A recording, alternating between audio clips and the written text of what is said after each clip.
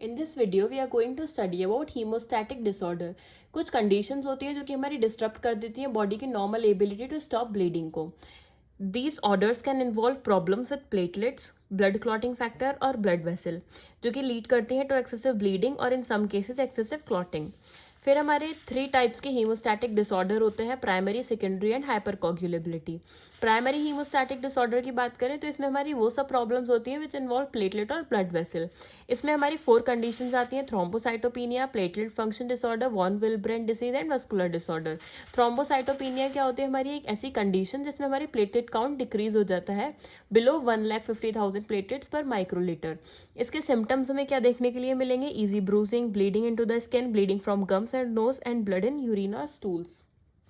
Next है हमारा platelet function disorder. ये हमारा तब होता है जो कि हमारी प्लेटलेट्स रिस्पॉन्सिबल होती हैं ब्लड क्लॉटिंग के लिए, वो हमारी सही से फंक्शन नहीं करती हैं, which leads to increase in risk of bleeding and ब्रूसिंग।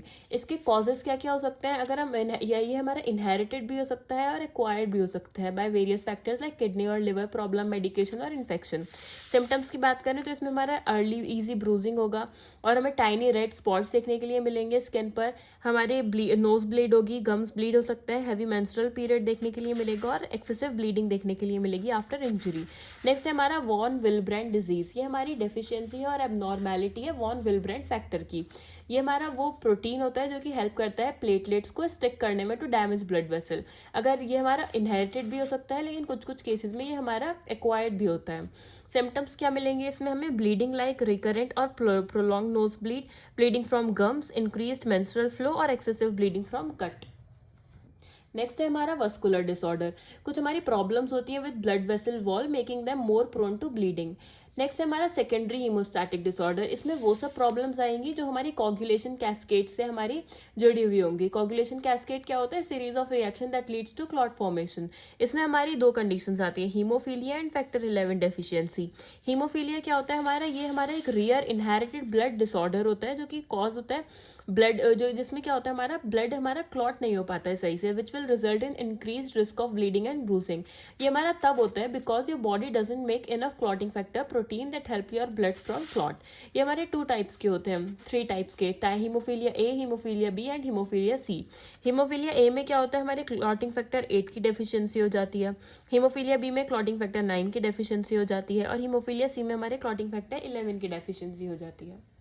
अगर हम इसके सिम्टम्स की बात करें तो इसमें हमारे बहुत ही लार्ज डीप ब्रूजेस देखने के लिए मिलेंगे, जॉइंट पेन और स्वेलिंग देखने के लिए मिलेगा, अनएक्सप्लेन्ड ब्लीडिंग होगी और ब्लड होगा हमारे यूरिन और स्टूल में। नेक्स्ट हमारा है हाइपरकोगुलेबिलिटी। ये हमारी वो कंडीशन है जिसमें ब्लड हमारे बहुत ज्यादा मतलब हाइपर का मतलब बहुत ज्यादा और कोगुलेबिलिटी का मतलब हमारे क्लॉट फॉर्मेशन हो रहे हैं, मतलब बहुत ही ज्यादा एबनॉर्मल क्लॉटिंग हो रही है, which will lead to elevated risk of developing venous and arterial thrombosis. इसके हमारे कॉजेस क्या क्या हो सकते हैं? जेनेटिक म्यूटेशन हो सकता है, मेडिकल कंडीशन हो सकता है, या फिर एक्वायर्ड फैक्टर लाइक प्रेगनेंसी और सर्टेन मेडिकेशंस की वजह से भी हो सकता है। नेक्स्ट हमारा इसमें हमारा आता है हाइपरकोगुलेबिलिटी में एक कंडीशन आती है थ्रोम्बोफीलिया।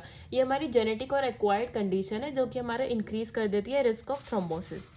होम्योस्टैटिक डिसऑर्डर के हमारे कुछ कॉजेज होते हैं जो कि हमारे इनहेरिटेड भी हो सकते हैं या फिर एक्वायर्ड भी हो सकता है, जैसे मेडिकेशन, मेडिकल कंडीशन, इन्फेक्शन या फिर ऑटो इम्यून डिजीज।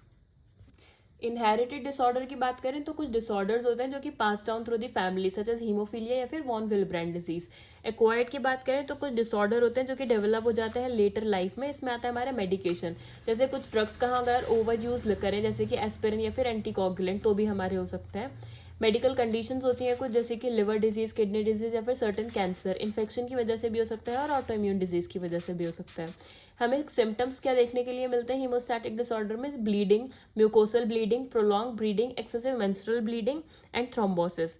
डायग्नोसिस की बात करें तो इसमें हम फिजिकल एग्जामिनेशन करेंगे, मेडिकल हिस्ट्री लेंगे और ब्लड टेस्ट करेंगे।